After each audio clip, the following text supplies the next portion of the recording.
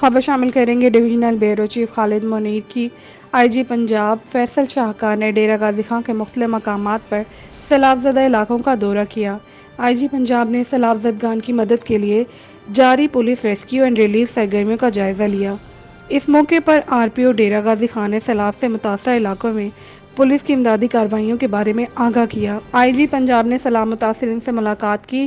Punjab police کی جانب سے راشن بیگز بھی تقسیم کیے گئے۔ اس موقع پر آئی جی پنجاب نے میڈیا سے گفتگو کرتے ہوئے کہا کہ پنجاب پولیس کے 6,000 سے زائد جوان صوبہ بھر میں سیلاب زدگان کی معاونت کے لیے کام کر رہے ہیں اور پولیس کی 400 گاڑیاں، 288 بائکس، 74 موٹر بوٹس اور دیگر وسائل ریسکیو ورک میں حصہ لے رہے ہیں۔